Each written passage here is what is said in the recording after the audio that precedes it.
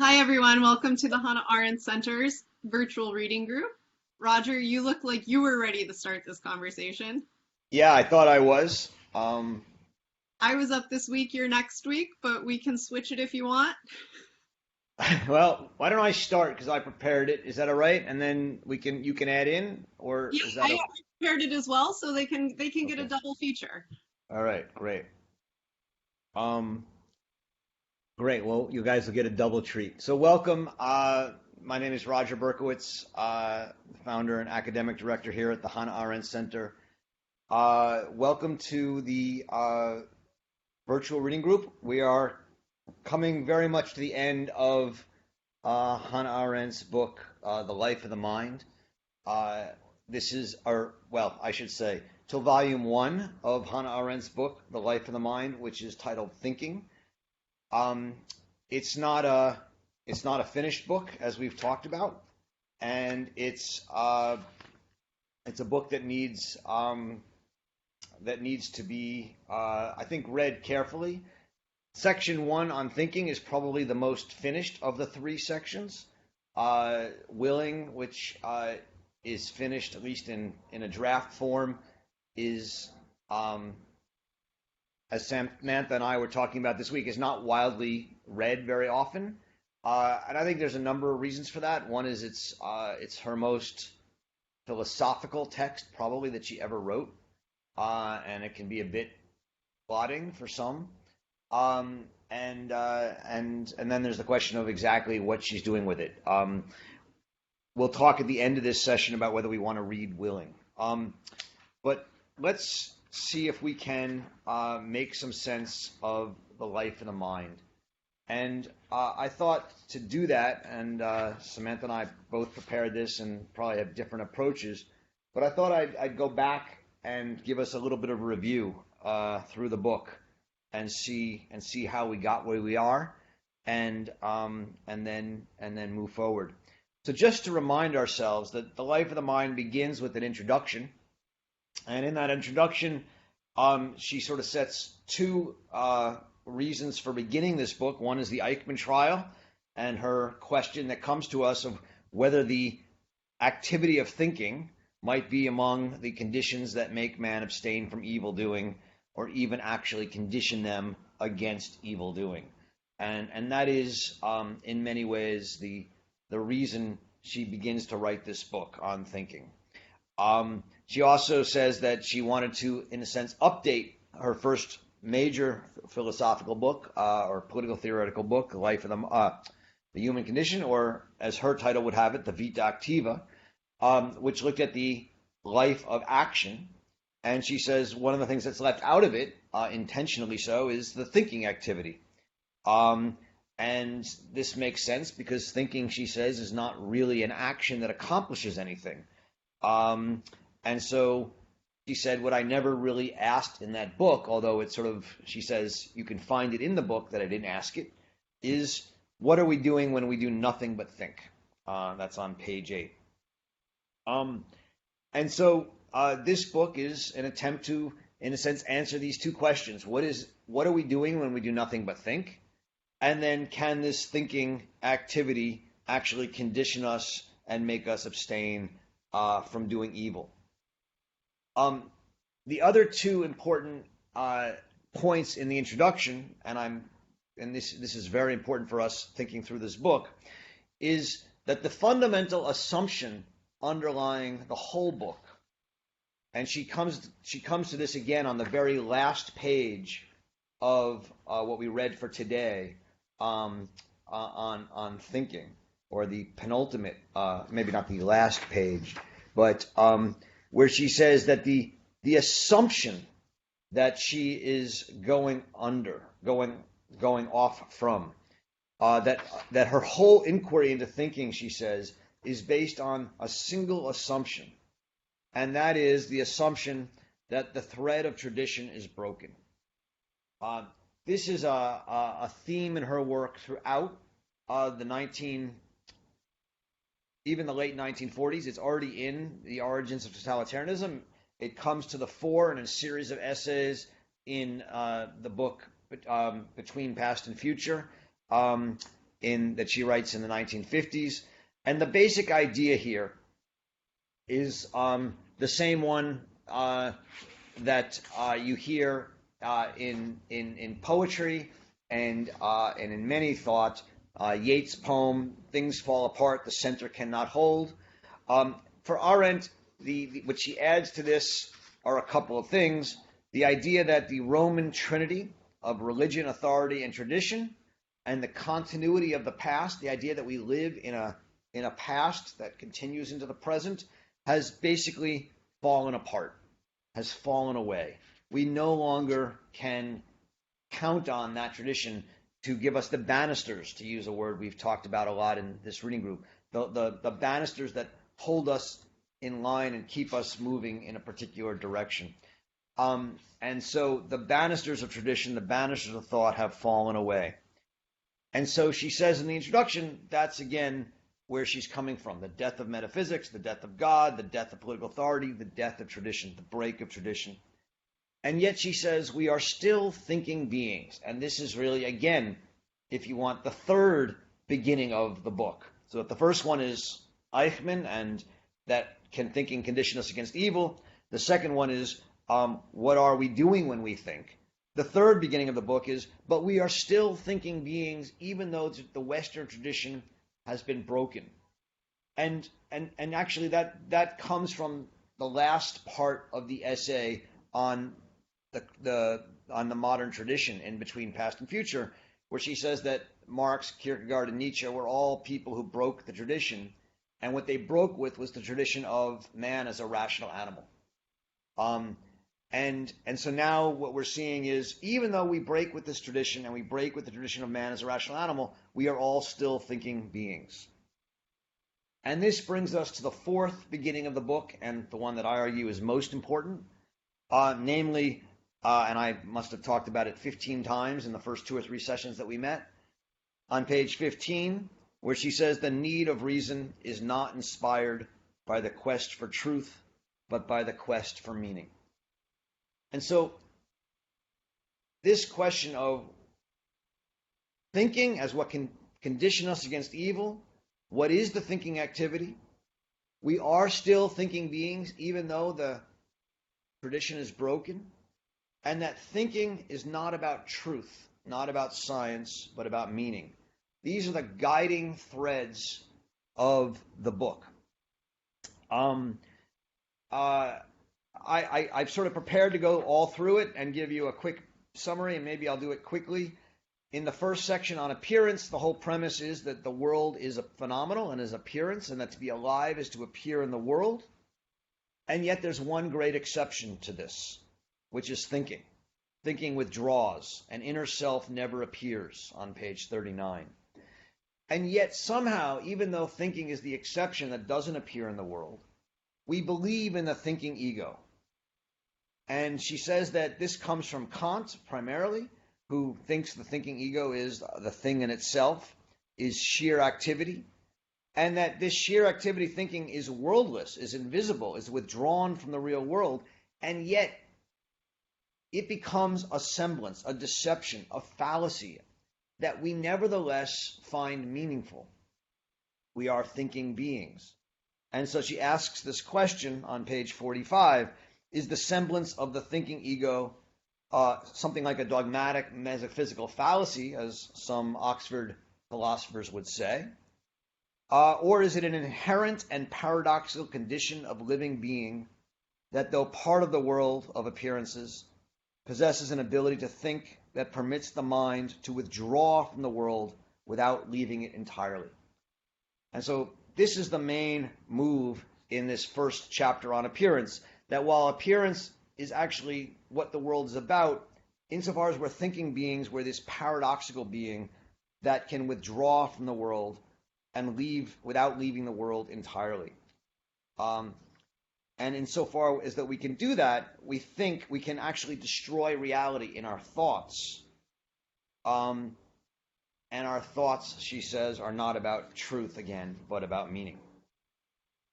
In the second chapter on mental activities in a world of appearances, we get to this point again where the mind is separate from all things, the mind is invisible, we withdraw, it is an authentic semblance. But now we add in a new idea that the withdrawal of the thinker or the scholar out of the world into the life of the mind, where he's a spectator and not a doer. He spectates the world. The world is full of spectacles for him. And the spectator, not the doer, thinks, and thus holds the clue to the meaning of human affairs. And so here's where she starts to say there's actually an importance to thinking as a non-worldly, non-apparent activity. And the reason this happens is that in the language, in thinking and withdrawing and spectating, we are caught up in language. And language, she says, is not again about truth or falsity. It's not about communication. It's about the production of meaning. And the examples she gives are prayer and poetry. So that language as a pictorial, metaphorical, and optical idea means that thinking, while it withdraws, never actually leaves the world of appearances, and yet it always is out of order in the world of appearances. It's not about truth. It's not about reality. It produces no end result. It is, she says, simply about the quest for meaning. Keeps coming back. And we're going to get there as to what that means. And so she says, we need to ask why we think, but we can't really ask directly why we think, so we ask what makes us think. And that's chapter 3. And she gives a number of different answers through history as to what makes us think. The Greeks think to achieve immortality. The Christians think, since we already have our immortality in our soul, we don't need to seek immortality. Plato, she says, thinks with the beginning of wonder and assumes a unity and admiration for the world. The Romans admire nothing and thus think from unhappiness and division and a turn away from reality. And this begins the modern idea of the thinker as the person who turns away from worldly reality and creates castles, thought castles in their head. And then she comes to Socrates as the model thinker and says that for Socrates, talking and thinking about piety and justice and courage were likely to make man more pious, just, and courageous. Well, what makes Socrates think? And her answer is that in an important way for Socrates, what thinking does is it makes us feel alive. Thinking is actually the actualization of plurality and difference within our own consciousness, and thus thinking brings us into the world of appearance and multiplicity and diversity and difference. And so thinking, what makes us think is that it is in thinking that we actually have this experience of plurality, of being alive in its highest form, as she understands it in Socrates. This brings us to the chapter that we read for today, the last chapter, chapter 4 of this first book of the Life and the Mind on Thinking. And in this chapter, she asks a different question, which is, where are we when we think? But I don't think you can forget the other questions of what makes us think, or the other question of what makes us think. So what makes us think, and where are we when we think? And she starts it with this quote from Valery, sometimes I think and at times I am, which really means that when I think, I am not. They're opposites. When I think, I separate myself from the world. I'm out of order. I'm in an authentic semblance. I withdraw. I'm homeless. I desense the world. I'm nowhere, as she says. And so she begins with this idea. And then in the last chapter of the book, before the postscript, she now offers a different answer to where we are when we think, not being nowhere, right? A different answer. And this is, I think, her answer. And she builds it off this famous epigraph by Kafka. I'm not gonna. I mean, we can read it if you want. Not sure if we need to, but maybe we should. Let's just read it. I'm not going to read the whole thing. The idea is that he has two antagonists. He sits in the middle, and the past presses forward on him, and the future presses backwards on him, and he gives battle to both. So one thing that she notes is that in ordinary life, past, present, and future flow smoothly amongst each other. There's a continuum. But in this epigraph of Kafka, which she takes to be an image of thinking, thinking withdraws again and interrupts the continuum. And in this thinking or reflecting, we think about the past that is absent and about the future that is absent, that are out of order. And so the activity of thinking, she says, is actually a fight against time in its typical understanding of continuity. And she says that time is the enemy of the thinking ego on page 206. Time inserts us into an apparent world of things and reality. Time puts us into the world of appearances. But thinking is ageless, it's a withdrawal, and it pulls us out of that. And so she says the final meaning of Kafka's parable for Kafka is that the he who's giving battle, who's the thinker, who is the enemy of time and thus the enemy of the world, he will jump out of the battleground of thinking, jump out of the storm of thought, and he will become an umpire, a judge, an outside of the game of life. And she says this has been the dream of metaphysics for ages and ages, that the region of thought outside the world, that we will become a disinterested spectator who will judge and who can find out the meaning of human affairs. Right? The meaning in the sense of a disinterested, objective, true meaning.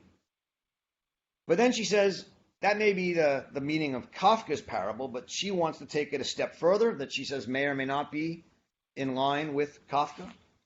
And the idea that she wants to add in here is that to jump out of this battle between past and future means that man is giving meaning, aim, and direction to the world. Right, so we're back to the fundamental driving force of this whole book, which is that thinking is about meaning and not truth. She says that what man does in jumping out of the battle is not find a kind of objective, truthful place, but he deflects the stream of time. And that's why she can draw this line that she draws. I'm sure you all have it in your book, but where the line, you have past and future, and you have thought trains, as she calls them. And this line comes out. It's a deflection. That's the key here.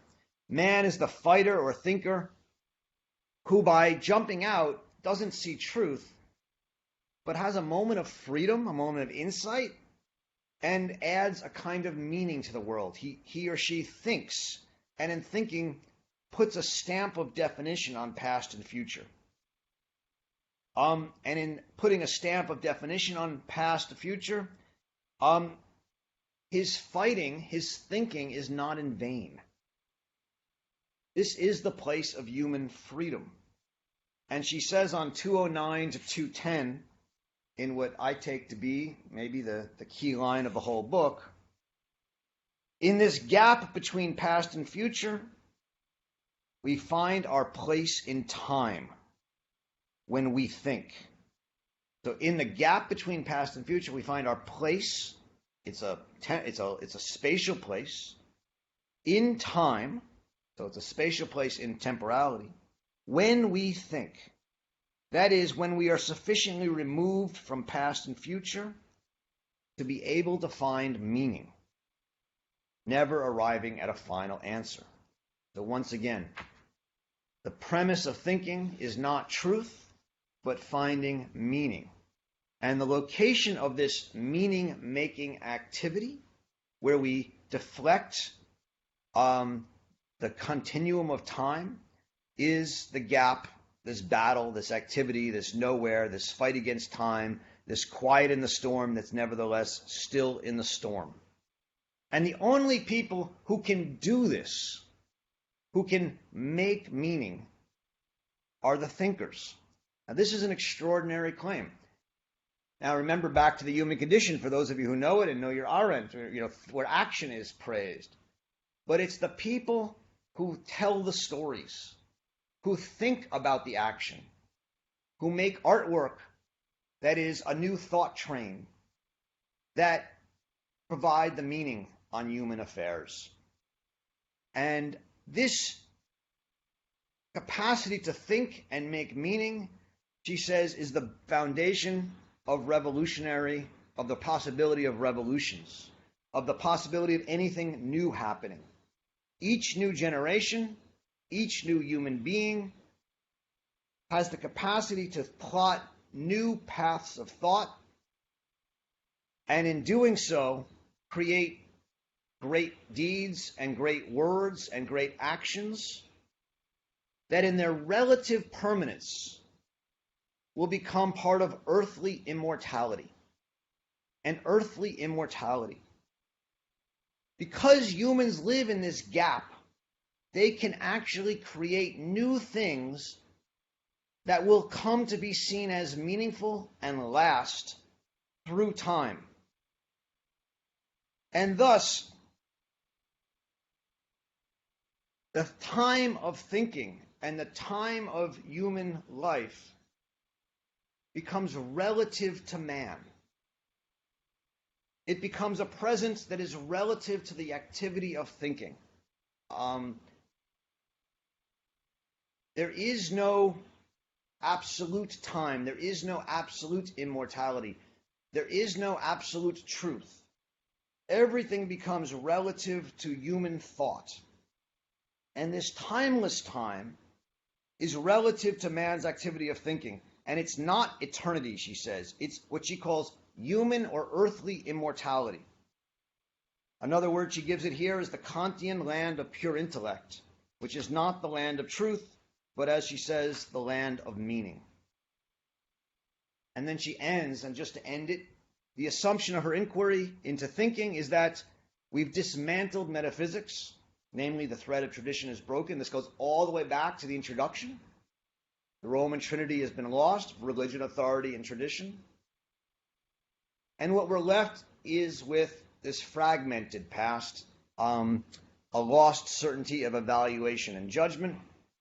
And then she cites these two works of poetry to give a sense of what she means. One is The Tempest, in which she speaks of the fragments of the past that Shakespeare speaks, the fragments of the past that undergo a sea change. Insofar as the past changes, has been disrupted, is fragmentary, we can change it, and it changes. And we lose the continuity of the past. And we have to deal with that. And that's what she says she has dealt with here. And yet thinking, thought trains, the act of thinking in this battlefield of past and future, is how we create new immortalities, new ideas, new actions, new things that will last. And in many ways, that's what willing and judgment will be about. And then the final poem is by Auden. If you plunge your hand into the water, you, of course, can grab things. But there's also the obvious conclusion that you're going to miss certain things. And if you break a teacup, crack in the teacup opens and you can peer into it, you have a lane into the land of the dead. What she's saying, as far as I understand it here, is that it's one thing to be aware of the break in tradition and the loss in tradition.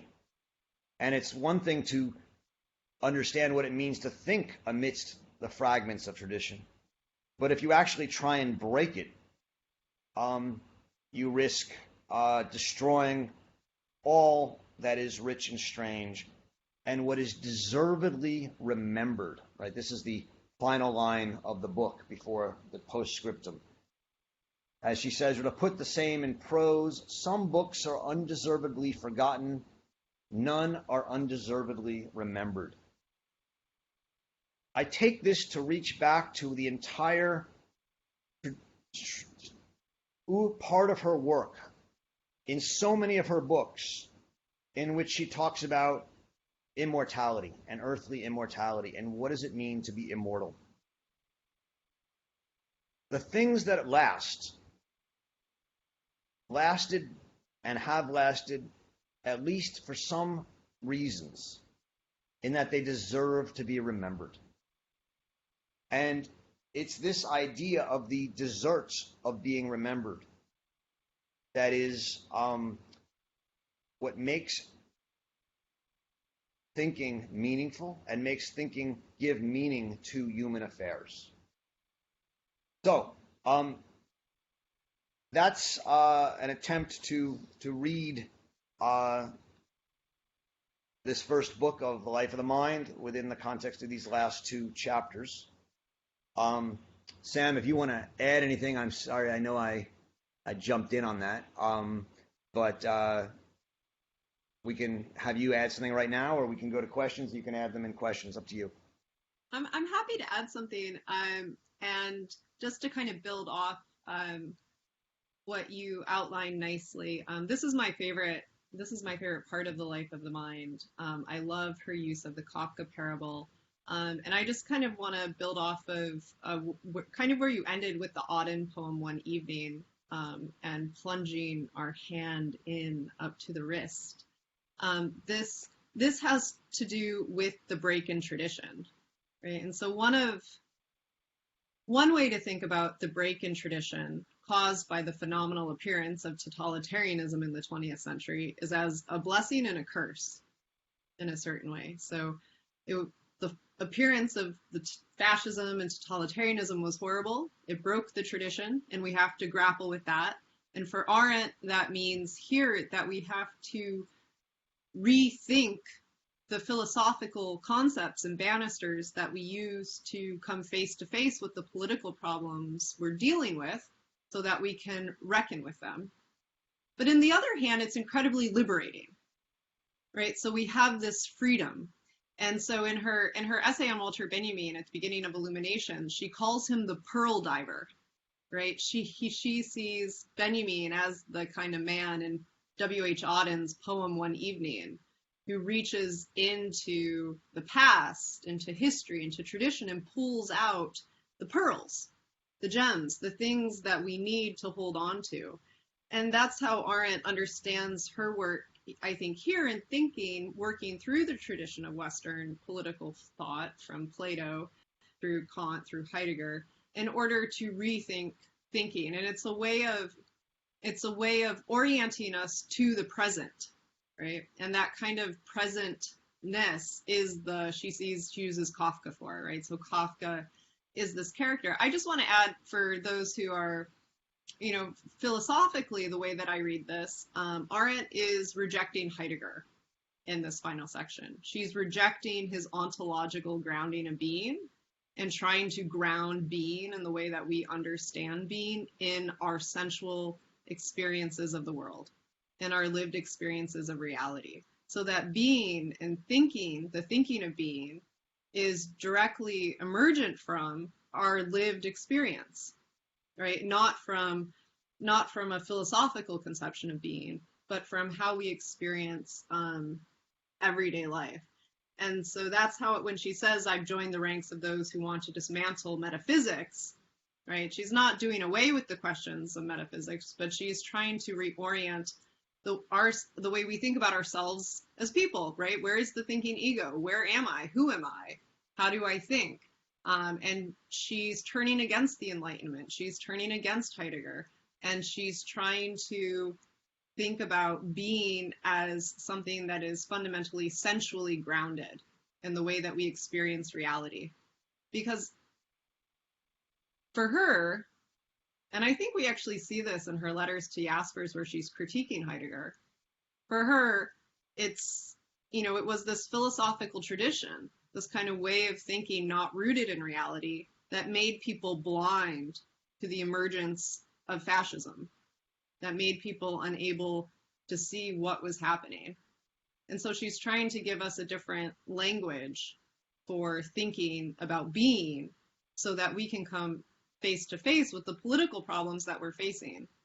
That's the political claim that I see her making at the end of this chapter. And I just wanted to add that. Great.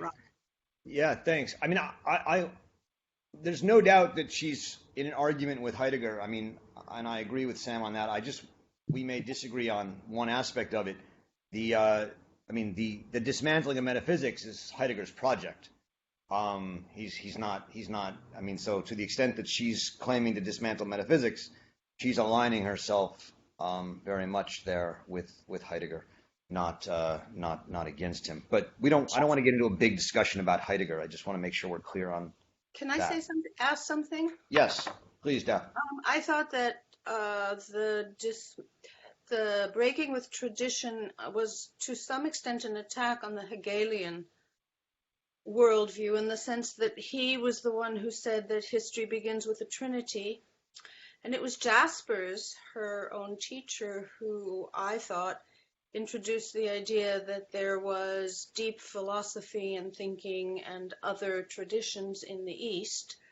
So I had the feeling that part of her refutation of the past had to do with Hegel, but maybe I was overreading it. I'm not sure. Is there anything there? Yeah, I don't think we can understand it in the sort of sense of bringing in the East or other traditions. I don't think that's what she's actually talking about. She's talking about the break of the Western tradition. She characterizes this in different ways in different books. I think Samantha just offered you one way in what she said, which was right. At one point, she says that the break in tradition begins with the French Revolution, right? This is in Between Past and Future. And ever since the great failure of the French Revolution, she says, people have repeatedly re-erected the old pillars which were then overthrown, only again and again to see them first quivering, then collapsing anew. The most frightful errors have replaced the best known truths, and the error of these doctrines constitutes no proof, no new pillar for the old truths. So that with every new and failed attempt to restore the tradition, like the French Revolution, we become more and more aware of its loss. In another place, she'll say that the break in tradition happens with the fact of totalitarianism. I think that's the one that Sam quoted earlier, which is also true. It was, and in insofar as what totalitarianism does, it was the mere fact of totalitarianism and the unprecedented crimes of it that has created a whole new form of government and a whole new experience in the world that hadn't existed before. As she said, has broken the continuity of Occidental history. So she really is talking about Western Occidental history. And what she's saying is that this tradition, which she argues largely began with Rome, in the sense that Rome picked up Greek ideas and turned them into a tradition based that would give us religion, authority, and tradition, provided a kind of banisters, provided a kind of way of thinking, so that most of us, most of the time, didn't have to think too much about what we were going to do, what right and wrong was. We had our ethical and moral and political traditions. And what she says is that tradition has worn thinner and thinner as the modern age progressed, and it finally breaks with totalitarianism.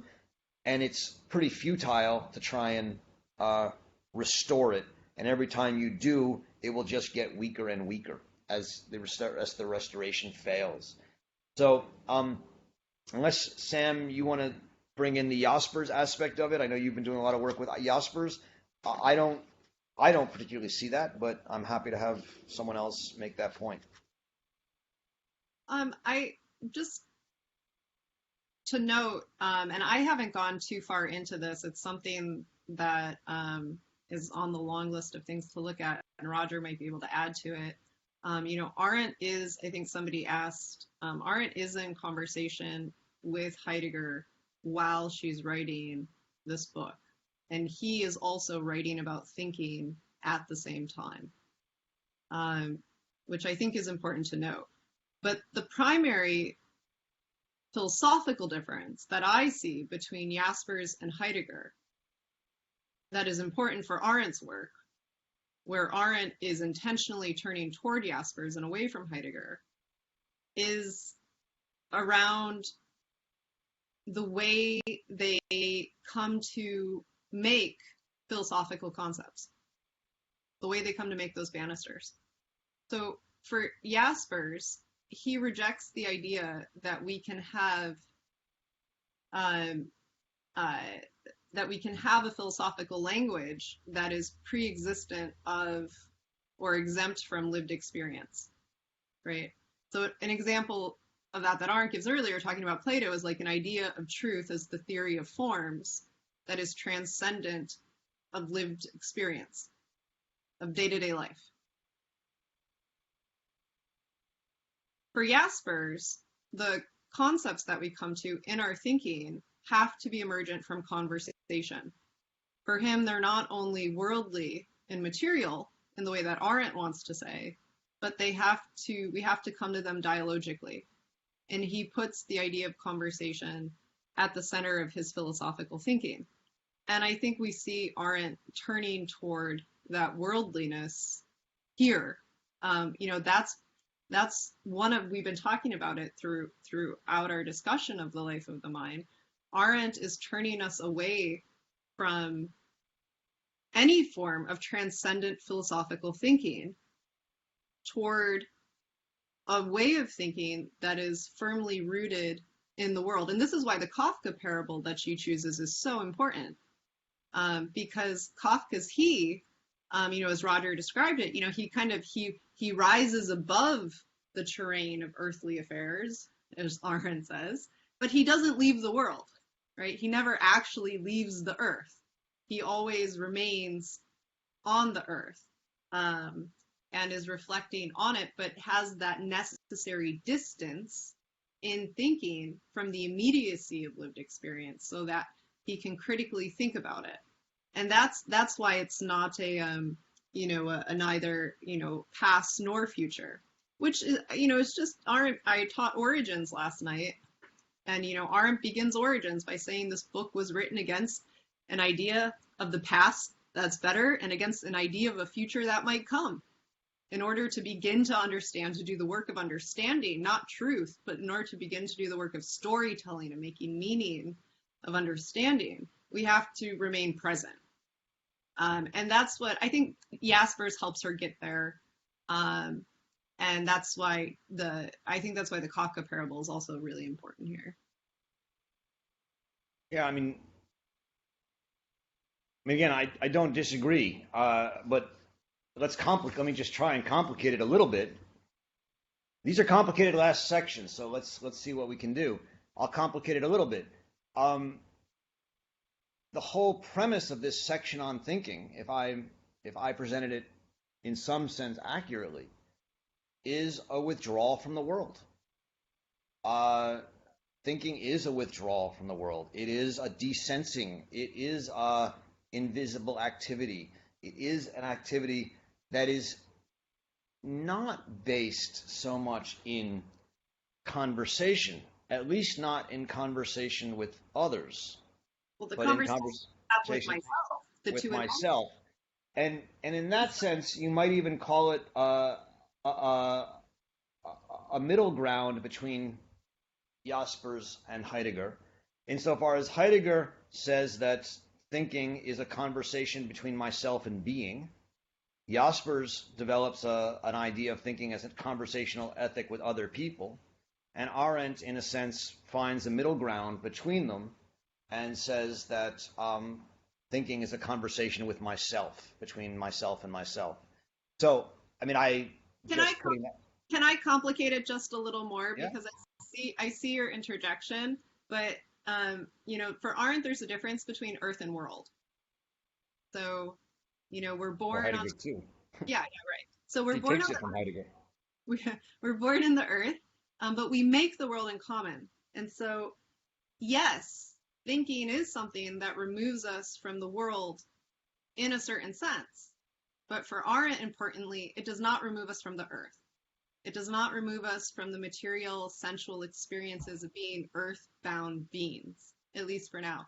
Whereas, Hegel is appealing to the divine and trying to reunite his consciousness with God, who is not an earthly being, and that's where he gets his understanding of self-consciousness, right? My point originally, and the question that I was asking was, if I may, was that this idea of breaking with tradition, which is so important in this chapter, is reminiscent to me of the breaking of the Hegelian worldview that history and traditions begin with the Trinity, and that Jasper introduced an objection to that, and maybe what Roger was pointing out with a breaking with the Occident, because suddenly it appears that the world is full of possibly other avenues to pursue, like maybe the Orient, which Arendt never considers, but Jasper did. So That's that was true. what I was, that was what I was asking. And Arendt doesn't consider those per se. The way Arendt would frame it, Daphne, which is not to say that's the only way to frame it. I think so. If I take your point, if I understand it, is, well, the Occident is broken. We can find other ways, and we can use, other traditions, be they traditions from Africa or native traditions or from China or other places. Certainly, but what she would say is, if you try and rebuild a new tradition out of that, you're being untrue to the moment, which is that all traditions, anytime you seek to reestablish a tradition or reestablish pillars, they will fall. So, to the extent you look elsewhere to find a new truth, a new tradition, she would, I think her work would be very skeptical of that. To the extent you say, well, I find the Chinese tradition quite beautiful and wonderful, and I'd like to pull fragments from that, great. And you can also pull fragments from the Native American tradition and from the African tradition and from the Western tradition. She's not, I don't think she would in any way dispute that. But her goal is not to pull these fragments to build a new single tradition. It's, at least for now, to live in the midst of that fragment and negotiate amongst it. And the Hegel, here's where I'll try and understand what you're meaning by Hegel. For Hegel, the core thought of Hegel's philosophy of history is that spirit and world must be reconciled, and so that the what is must be what ought to be, and that there's a truth that is made manifest in history, in the unconcealing of history. And that's what he calls reconciliation. Arendt, some of you know I've written a lot on this aspect of Arendt. Arendt takes this Hegelian idea of reconciliation and says, what we must do today is reconcile ourselves to the irreconcilability of spirit and world, and thus learn to live amongst that non-reconcilability, and that's the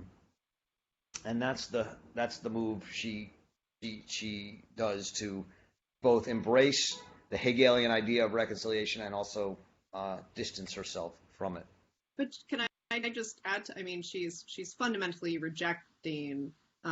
She's fundamentally rejecting a Hegelian understanding of action in politics, and the idea that and this is, I think this comes in the Marx manuscript that was never finished more clearly, where she writes about it most directly, perhaps. But I mean, she's rejecting a kind of Hegel's understanding of history as something that is teleological, that has an end that unfolds.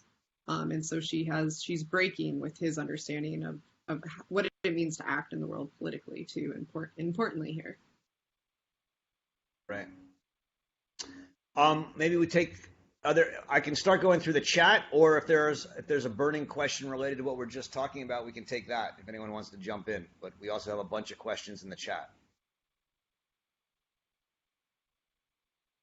So Jerry Cohn, hi Jerry, if you're there, writes in, the last section of volume 1 of The Life of the Mind asks, where are we when we think?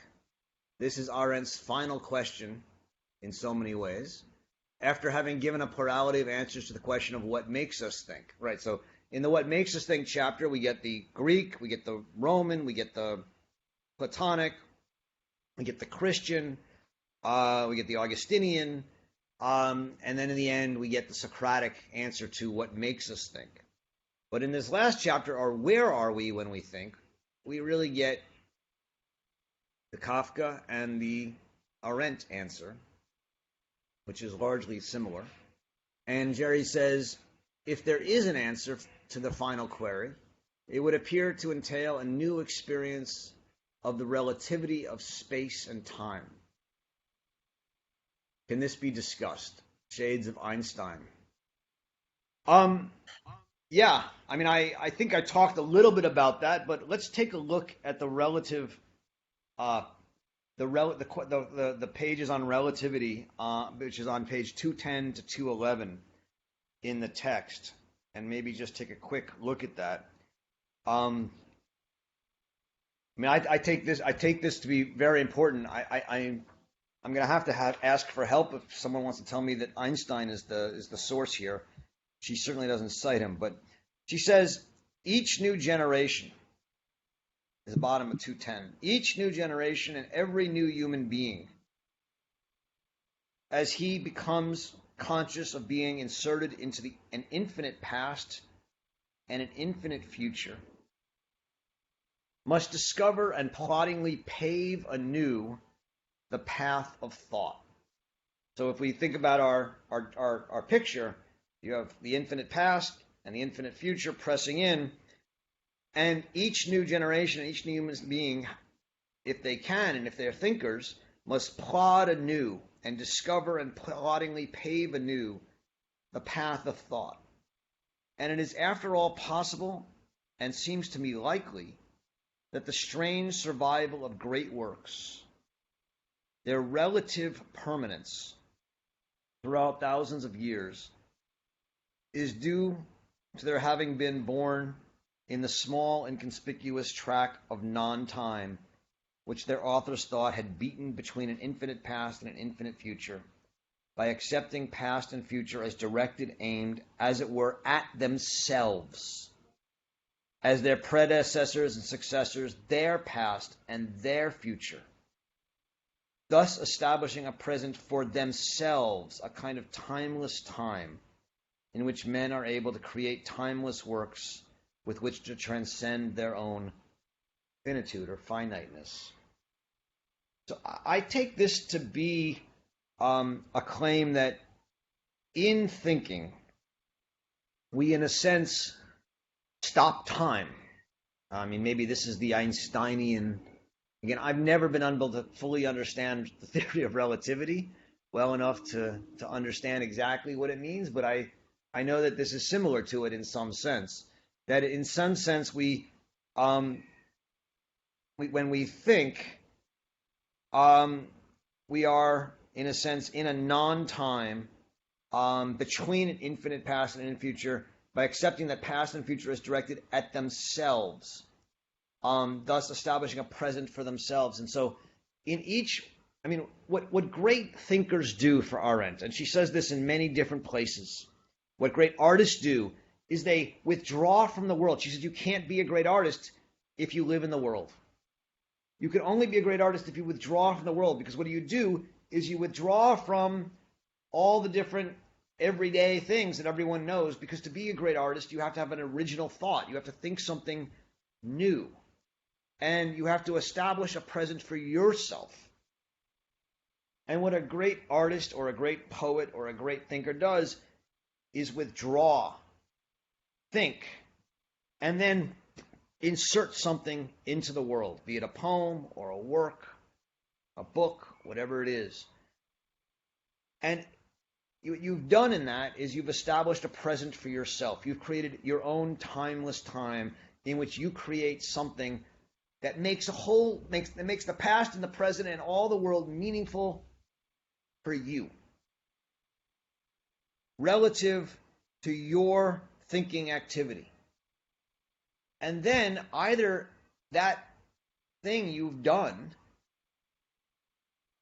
is seen by others as meaningful, and they take it up, and it becomes a new, relatively permanent thing in the world and becomes a great work. Or you put it into the world and everyone ignores it, and it disappears, and you had your moment, but it has no impact on the world.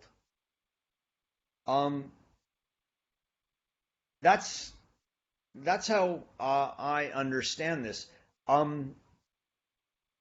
Whether that's Einstein, whether can this be discussed shades of Einstein? Again, I mean, I do take it to be Einstein saying that time is relative to, but I don't know enough about it to say.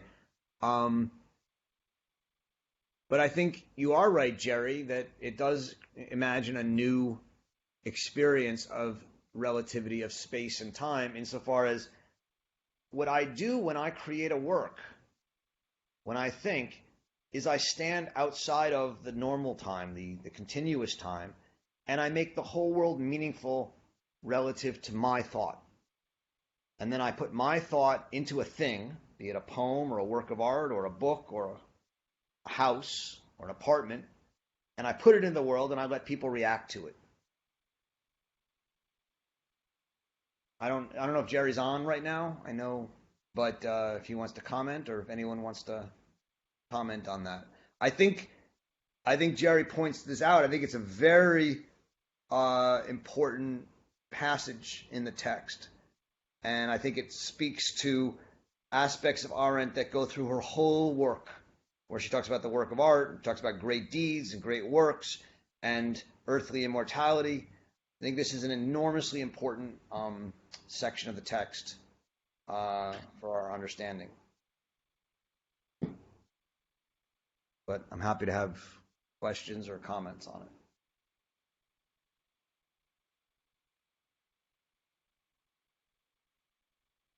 Pretty controversial. No one has anything to say about it? I mean, it's basically saying that thinking is is something you do in solitude when you're talking to yourself. You create a world relative to yourself. You put it out there, and it's either great or it's not. People either respond to it or they don't. It's one of the things that gets Arendt into all sorts of trouble throughout her writing. People say she has this idea of greatness. Well, Roger, I think that Arendt's use of the term thinking is certainly not very typical.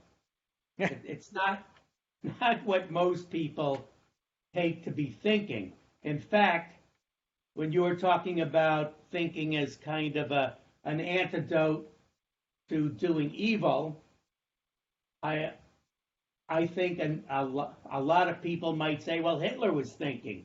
He was thinking how to do more evil. So I don't know if you want to comment on that.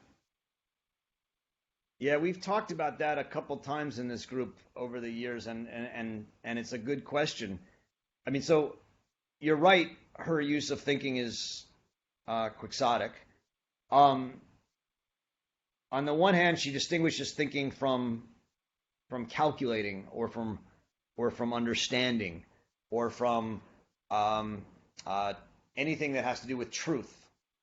And she separates thinking from the pursuit of truth or knowledge, which in itself is, I think, unique. Not unique, but it's not your everyday use of the word thinking.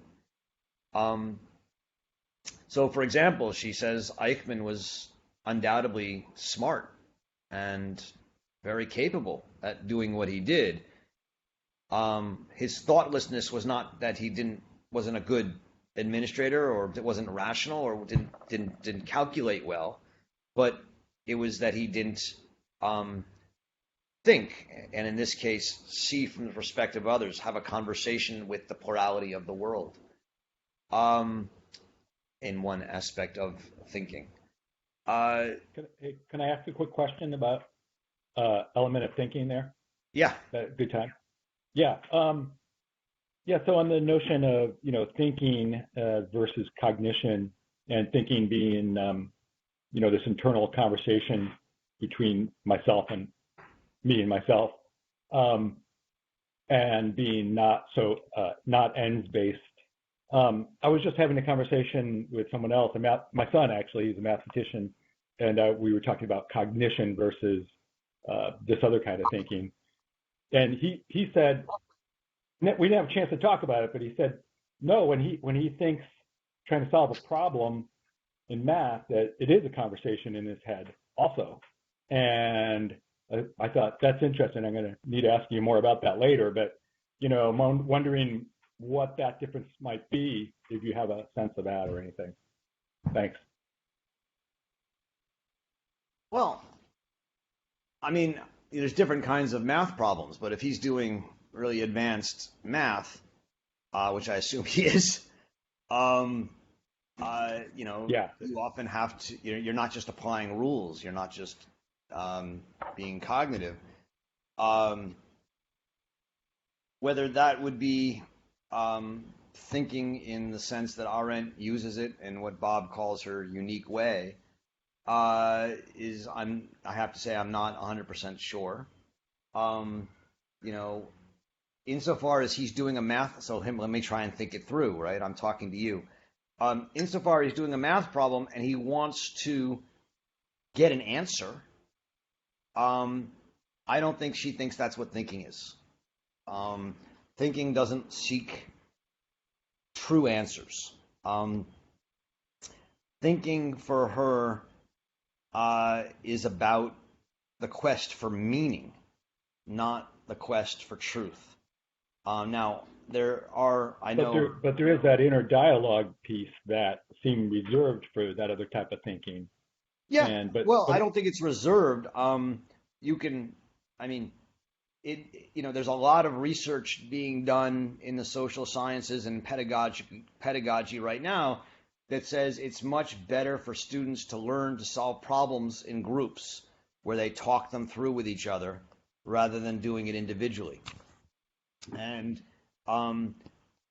even though they're talking and being dialogic, that doesn't mean they are questing for meaning. And on the contrary, they're trying to answer problems. My daughter, this is the way kids do their homework right now. She sits with a Google chat open with 6 people, and they talk through problems. And it's a very powerful way to learn because they explain it to each other and they teach each other and they learn from each other, and they get much further than any one of them could have gotten on their own. And it's a brilliant pedagogical approach, but it's not about the pursuit of meaning. It's about trying to find truth. And so I don't think that just because you're in a conversation means you're thinking. I don't think that's a claim. No, but I think this goes to Jerry's question, perhaps in part, and Einstein, who I don't understand, but for Arendt, it's not about thinking. Isn't about finding a truth. Thinking is a process that never ends. Right? So she's not even talking about doing the work of thinking in terms of solving a specific math problem here. I think part of the question is, it's not just where are we when we think, but it's what are the forces that set thinking in motion? Because we do just think, right? But how can we step outside of everyday being and thinking to engage in this kind of self-reflective thinking that she's talking about? But I think she's asking us to also then think about the way space and time and the way that we talk about space and time linguistically, especially within these traditions of political thinking, have structured our conception of thought. So in order to give us this new conception of thinking, she has to move away from past, present, future, and she literally rediagrams them into a parallelogram of forces that set thought trains into motion, right? So if space and time structure thinking, and we need a new understanding of thinking, then we need a new understanding of space and time. So it's not thinking about, well, how do we go about the work of solving a math problem? I think the question here is, well, what sets the process, the activity of thinking in this Arendtian sense in motion? And how can we reconceptualize space and time to orient us toward the present in our thinking? Yeah, and it's a present that is very much relative to me, the thinker. And that's, I think that's well, I mean, there's a lot that follows from that, because some people will have the capacity to think in ways that make the world meaningful according to their thought, and other people won't. And can I get some clarification? A quick note on. Oh. Who was that? Oh, I'm not sure. Yeah, I just was wanted to say a quick thing.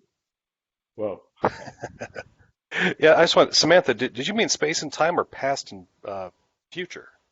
No, I mean space and time and how we orient ourselves as individual beings in the world. So past and future are terms that came into existence in order to give structure to life. And so Arendt, in thinking, which we talked about earlier, I'm not sure if we really focused on it as we read through, she draws a distinction, though, between biohistorical narrative self, which is the you that is born into the world and the you that will die, right? So, and within our own immediate biohistorical narrative, right, there is a past, a present, and a future. But there's also, for her, another way of thinking about the relationship between past and future that reorients us spatially in time and creates a new conception of time, which she finds in this Nunc Stans, in this gap space, right? The gap space becomes the non-time, right? It becomes a timelessness, but it's not eternity, right? In the sense that we might think of it as something that comes after the future and extends forever. It's a gap space. It's a timelessness that exists outside of this past, present, future time, right? It emerges above it so that we can actually look down on that linear temporality that gives structure to everyday life, right? So when we're not participating in the activities of everyday life, we can engage in thinking. But in order to do that, we have to leave the everyday activities of life that are structured by the language of past, present, and future. And when we do that, when we leave that space, we are in the gap space, right? We're neither We're neither in the past and we're not in the future. It's a kind of moment of pure presence. And that pressure of the past and the future pressing upon us in a moment is what sets those thought trains in motion in part, which is how I understand her reading of Kafka's He. But that takes us as individual beings and places us outside spatially of this linear conception of time. There was a great example of that the conference the other day of this guy who came through and this like the past pressing down on his head and the future maybe being the water and floating up. And I like this picture the best where his eyes are closed, because I felt like he was contemplating those forces. Actually, I asked him to think about it when I took that picture. So that, and just one other really quick note. We're talking about Einstein and stuff and the conception of time, and I guess it is interesting, to try to connect this philosophy stuff with what physicists are saying about time and the world and all that stuff. And just to say quickly, I'm not an expert at all, but is quantum gravity is the thing now. So like, if you want to see how scientists, I read a book by this guy, Carlo Rovelli, about a year ago, and he talks about quantum gravity and, current notions of time and space and all that. So, there is concepts have been expanded now, and there's actually some pretty interesting concepts, I think, that this could connect with this stuff, this thinking process, how it exists in the world as maybe vibrations or something, and how things are connected with I think what Hannah Arendt would call, common knowledge, because you can get there through cognition of actually trying to figure out how the universe works and everything. And, so of course thinking has a place within, our world, right? So it's part of it. So, trying to bring those together, there's some pretty good and actually somewhat understandable books for, general public on that topic.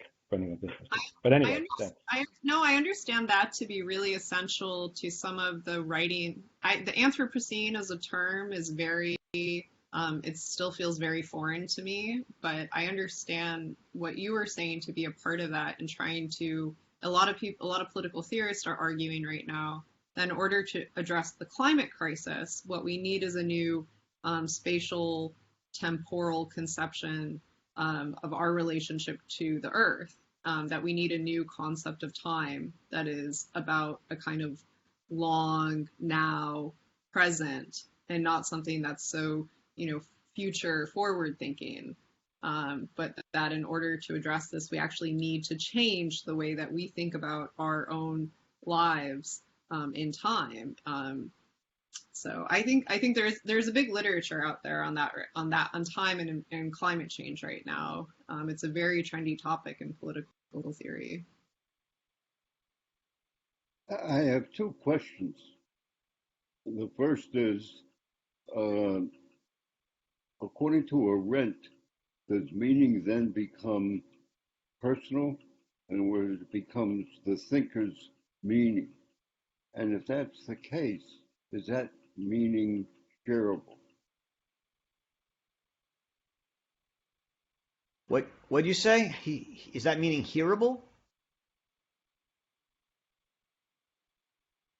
Shareable. Are you capable to share that meaning with others? Well, I think that's the point. So each thinker, this is actually related to Suzanne's question. So let me read it and then I'll answer them together. Suzanne asks, I understand her to say that one cannot create art without thinking, but it is not the case that all thinking leads to art. Can we characterize the difference between thinking that leads to art and thinking that remains thinking without a product? And this relates to the shareability question to some degree that we're getting. When one thinks, one I'm not sure I'm comfortable with this language I'm about to use of imposes a meaning. I mean, I'm thinking of Nietzsche stamps being on becoming. One seeks meaning and seeks to make the world as one experiences it, and as the past and the present impose itself on me, meaningful. And I do that in thinking. And as Suzanne says, as a thinker who seeks to make the world meaningful, I can either just think it and, sometimes be inexact and run it over in my head and, imagine that I have some thoughts. But if I really think it in such a way that it starts to make sense, and I think that this meaning that I've made of the world is one that's meaningful beyond my own idiosyncratic position, which is where it came from, I can push it out into the world, share it with others. And sometimes when I do that, no one cares. And, sometimes when I do that, they put me in jail because what I've said is so counter to the meaning of the established way that people make meaning of things. And sometimes when I do that, people start talking about what I've done and say, that's fascinating. And over time, tastes and judgments and meanings and understandings of the world change. And so I take that to be her argument.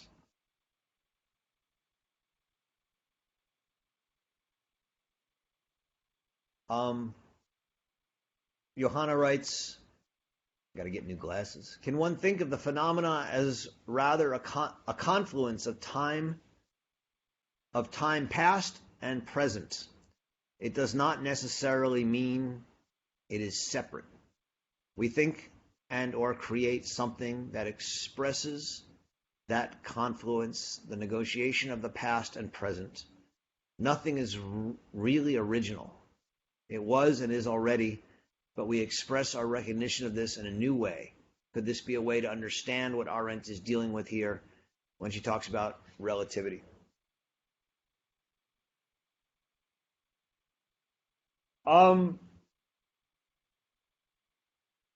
I guess, I'm not. So what I take you to be saying or doing, Johanna, is in a sense trying to say what I said, but take out the word originality. Maybe because you're uncomfortable with the word originality, and you want to say that it's not so much original, but already there, but being found out. Am I right in sort of sensing that's the thrust of your question? It is the thrust of my question. And maybe to add future to that too, because when I think of time, I think of it as past, present, and future, but it is always in a confluence. And when I think of, I don't understand Einstein's necessarily theory of relativity, but there's these layers of time, and they do come to, we can experience them in a kind of confluence. So I'm wondering if that's what she's saying, and not that it's pressing on us in the present, but that it's always been there, and it is, and it continues to be there, and it continues to weave in and out of our temporal ways of thinking about. Yeah, it's a nice thought. I've always used the word and the idea originality when I present this. For this reason, that part of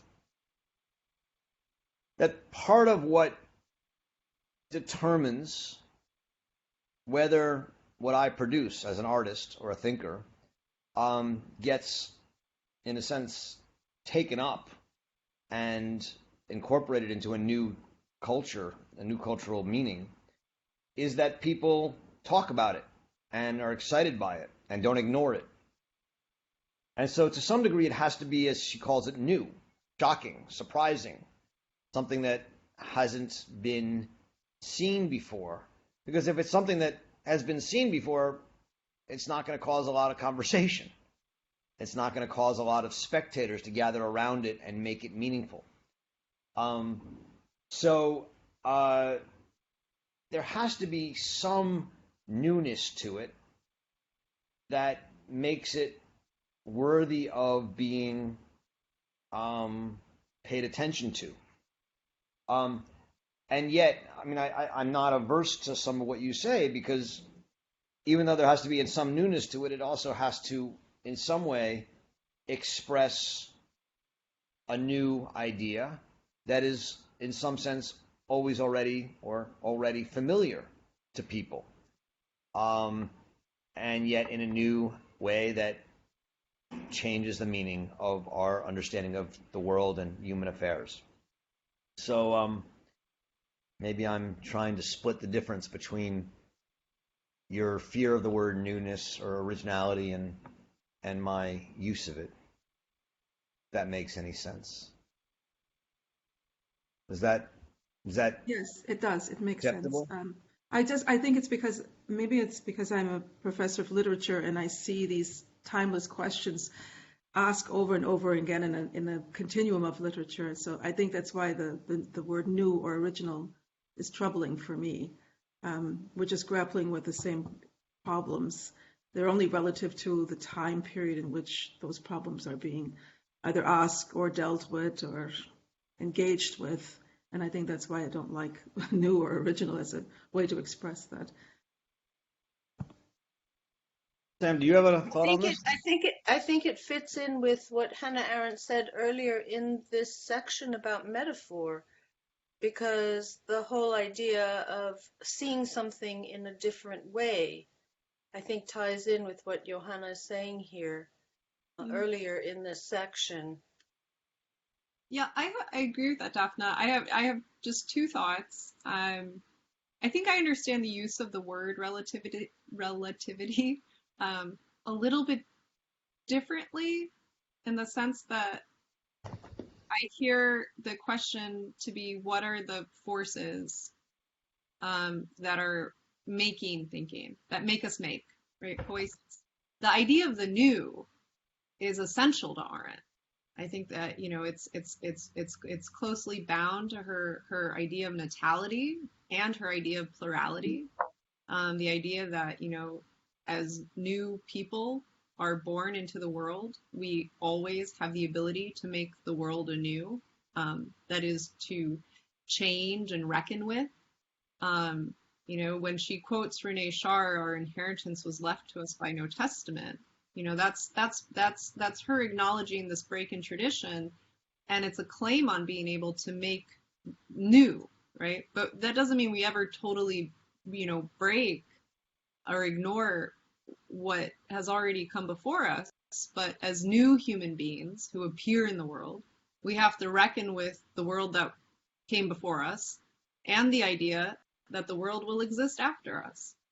But for Arendt, you know, I think one of the central ideas for understanding of plurality, which for her is the fundamental element of the human condition, is that we're all unique and different. And it's that uniqueness that each of us brings to the world that allows us to make new things. You know, poetry is the example that comes to mind. You know, for me, the poesis, the making. She ends with Auden. You know, she ends this book with the beautiful, you know, poem, One Evening by Auden, as I walked out one evening, right? Out into the world. As I left the home, that poem begins with the idea, as I walked out of the home into the world, right? I engaged the world, and I'm going to get some of it, and I'm going to miss some of it. And it's this longing. It's an incredibly sensual poem. It's that desire that moves us in thinking. And then she ends with this Auden quote after it. Some books are undeservedly forgotten. None are undeservedly remembered, right? There is great art. And, she's keenly aware of, she thought Benjamin, for example, was a great example for her. She talks about this. He was not recognized during his lifetime for his brilliance, for what he had made. It was only after his death. But the idea, the second part of this phrase, none are undeservedly remembered, is a claim on, I think we can read that, from Auden, and the way Arendt's using it here is a claim on, you can make inherently good art that has aesthetic quality. This poem by Auden is an example of that. So I think I hear that was a little much, but I think the question of relativity is what moves us to make, but also Arendt was very committed to the idea of the new.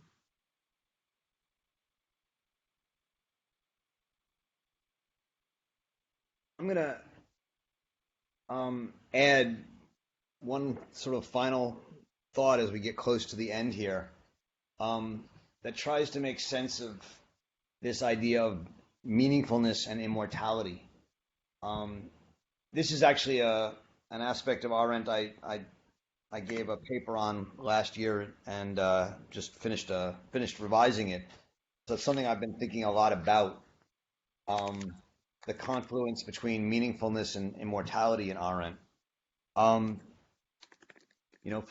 Arendt, human beings are going to die; they're mortal.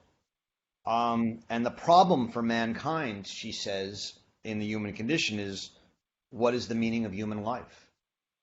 After we die, why does our having lived matter, or does it? The way Dostoevsky frames this question in The Brothers Karamazov is, why should we suffer through the outrageous fortunes of painful existence if it is all for naught?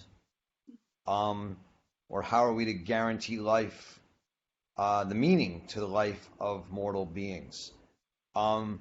This idea of meaning really goes throughout all of Arendt's work, even in the origins of totalitarianism, in the famous chapter 9 on human rights.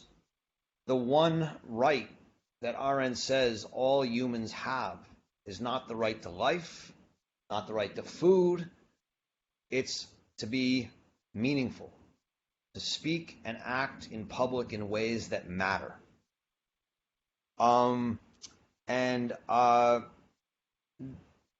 What this means for her is to be able to speak and act and live in a way that your life transcends your mortal life, that you in some way contribute to the world that comes before you and that will last after you.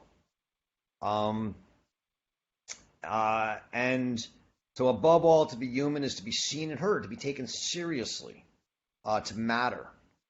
Even in On Revolution, she talks about this as well, and she says that the greatest inhumanity of slavery is to be obscure, is to not be seen. And that darkness rather than want is the curse of poverty.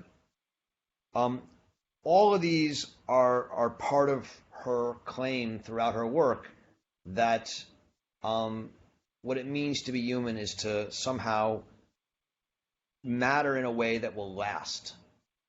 And what I think is important, one of the things that's important in this last book that she never finishes on the life of the mind is that this lifelong interest in immortality and meaning making, meaningfulness of human life, is now given a place in her thought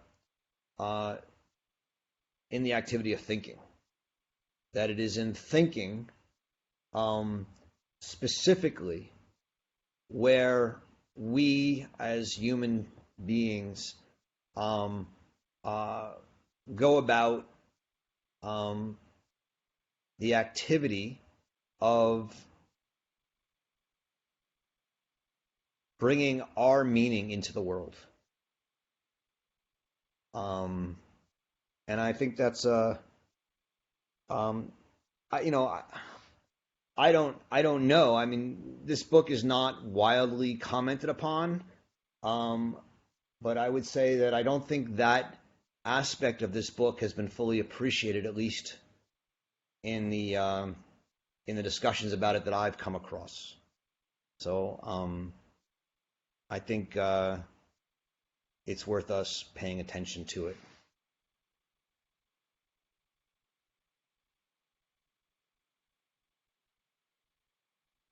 If there's comments or questions, I'm happy to do it. We have about 3 minutes or 4 minutes. Roger, Yeah. maybe we should talk about what we're going to read after The Life of the Mind, because we have one session left. That's a good idea. So next week we're gonna.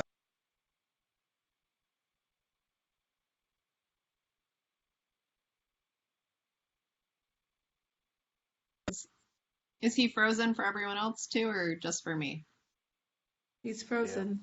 Okay, so next week we're going to read the final section of The Life of the Mind, and then I assume he'll jump back on. And so I saw there were some comments in the box, so we could move into willing. Willing is the second part of The Life of the Mind. And the other thing we were thinking was to possibly do the four essays in Crisis in the Republic. So to kind of take a small pause before the winter break and do Lying in Politics and some of the other immediately political essays that she wrote in the 60s, which feel like a response to the political moment we're living in right now. Roger, do you want to add to that? I'm not sure what you caught. Yeah, I didn't. Just go on. Yeah. So no, I mean, so I saw that some people in the chat box want to go into willing. I think it's worth saying that there's not much secondary literature on willing. Willing is dealing with a primary, I think, theological set of text, which of course were at the heart of Arendt's education. She studied theology and philosophy, but it's difficult in the way that we haven't tackled a text yet in the virtual reading group, which might be worth saying. Roger's frozen again. Hi, Katie.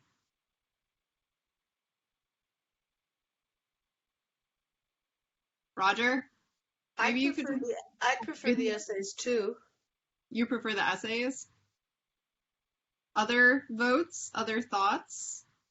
What book, where do the essays appear, or can you circulate them? So the essays in Crisis in the Republic we would circulate. They are, let me just pull it up, and I will tell you.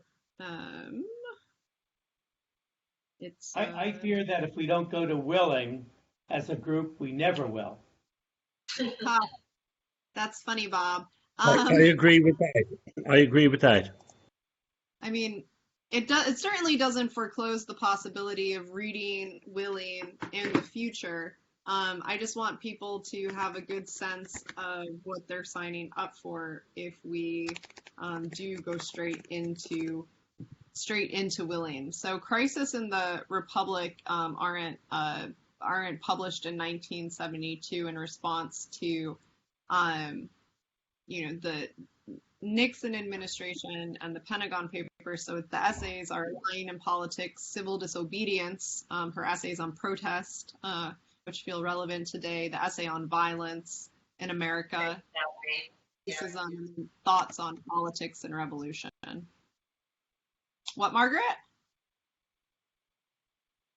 I said you just sold me. I'm good with going to the essays for now. But just to bring up what was brought up before, I mean, could we maybe not put away willing, but maybe consider doing that after New Year's? Have more of a long stretch to have it? The other, just to throw out as a suggestion, the critical edition of The Life of the Mind, as far as I understand, which includes Arendt's manuscript on willing, not the one that we have in this volume that's been heavily edited by Mary McCarthy because it wasn't as finished as thinking, will appear, I believe, in late spring. So we could also possibly look at the new critical edition of willing instead of the Life of the Mind if we wanted to, once that volume comes out, would be one idea. Roger, I see you're back on. Do you want to? Or not?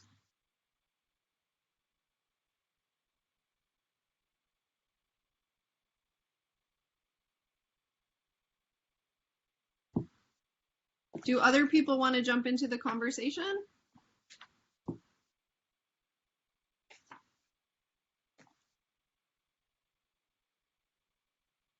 What's the time we're talking about for the essays? When? So right now we're mid-late October. So the essays, we would do the essays before our winter pause. So to fill out the rest of our semester here, and then we would take the pause, and then we would decide what to read in the spring. And one idea we had thought of was to go. One of the books we haven't read so far is Eichmann in Jerusalem, which was obviously one of her more famous books. We thought maybe it would be good to read that. I mean, again, I don't want to say I'm not willing to read Willing. I think it's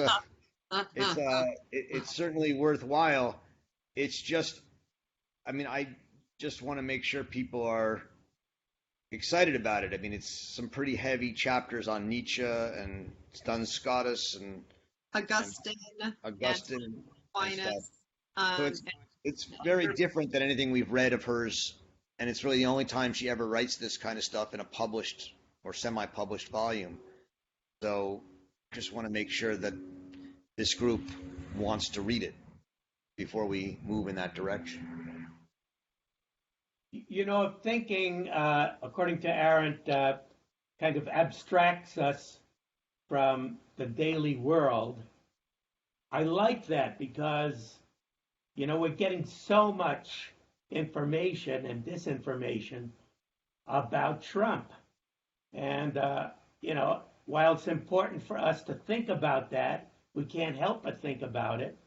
But we can help but think about these more abstract questions like willing. And so, you know, I don't need this group necessarily to think or mull over what's happening, but I do need this group to guide me through something as removed as willing. Yeah. So it looks like there's a kind of that from the chat box, it looks like people want to do willing, but maybe want to wait until we have the new published version of willing. Is there a way to do an abbreviated version of willing that really just gets to some of the core ideas? We could do that, Roger.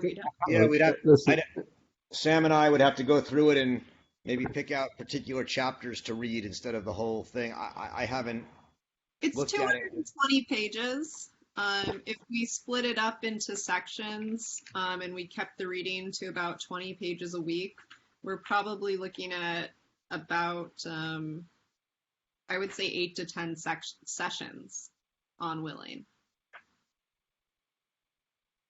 So if we could cut it up and cut some of those out. But one possibility that occurred to me, this is Robert McDermott, I was just thinking that it's possible we could just read the introduction to Willing and then skip to part 4, which seems to be mostly about Nietzsche and Heidegger and the conclusions, and some of the more rambling historical parts of it are the intervening chapters where she's talking about Aquinas and Duns Scotus and all of that, which really seems to me anyway to be just more of this kind of historical interest. But yeah, we could do is read the introduction, and then maybe in 1 or 2 sessions, Sam and I could give a lecture on some of those intervening chapters, maybe, and make it shorter, and then skip to part 4, which I think is where most of you are going to find. I mean, the Augustine, we should read the Augustine, but then read the Augustine and then read the Nietzsche and the Heidegger, and that might work. let us take a look at it, and we'll report back next week, in the next session, about how we might do it. Is that fair? Yeah. Yeah. Yeah. It looks like there's a lot of votes for the essays next too. So in the chat box. So I'm not. I think people are split. So yes, I agree with Roger. Yes. Okay. So we'll finish this conversation next week. You guys can all think about it, or when are we meeting next? Is it next week or in 2 weeks? Next week. Next week. So next Friday we'll talk about it, what we're going to read about, think about what you want to do, and we'll figure it out then. Thank you all. Thank you, Sam, and enjoy reading Hannah Arendt. We'll see you soon. Thanks, Roger. Thank you, Samantha. Thank you, guys. Thanks, Roger. Thanks, Sam. Thank you.